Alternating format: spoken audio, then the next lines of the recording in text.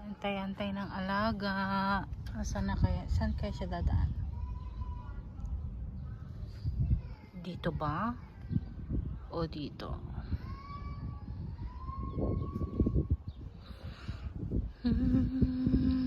Yan na.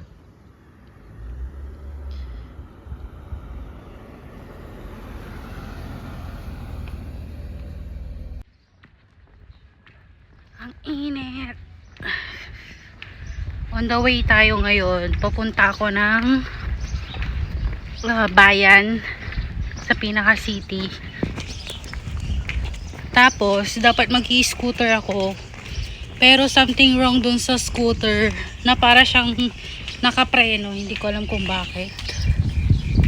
Ayan, pupunta tayo sa padalahan dahil payday na. Kahapon is payday. Hindi ako nakapagpadala kasi wala na akong time. My gosh, namumula ako. Nakasombrero na ako tapos nakapayong. Kahit pinagtitinginan nila ako kasi hindi naman sila dito gumagamit ng payong pag summer. Kaso sobrang init, hindi ko kaya talaga. So ayan, payong tayo. Maya, papakita ko kung saan ako naghuhulog ng pera. Sobrang init. Dumaan ako sa shortcut. Shortcut na parang hindi naman shortcut.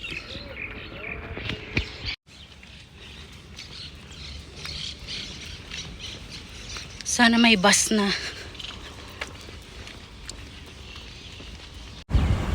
Ay, ang init. Papunta ako ngayon sa Nima. Nima is yung pinagpapadalan dito ng mga Pilipino.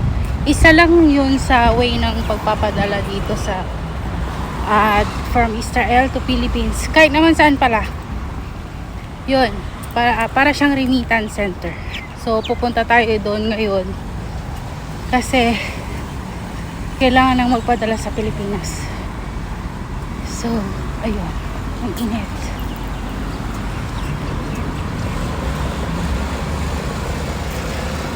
Sobrang namumulan.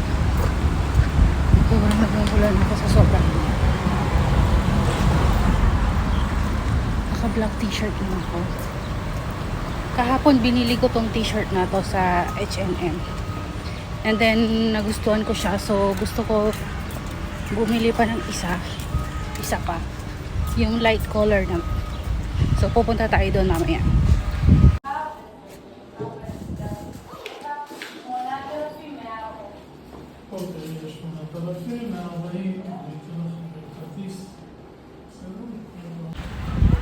Yun, kakatapos lang.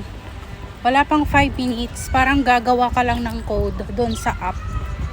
Tapos, yun lang ipapakita mo sa teller. And then, ayun, papasok na yung pera mo. So, tapos na ako.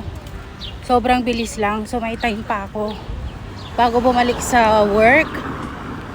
So, may nakita akong bagong coffee shop. Parang gusto kong mag-ice coffee. Tingnan natin para makatambay tayo.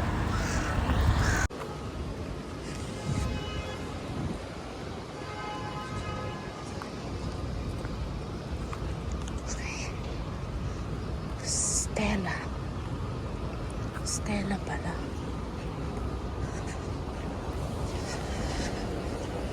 Let's try that. כן, אני מבינה. כן. For here.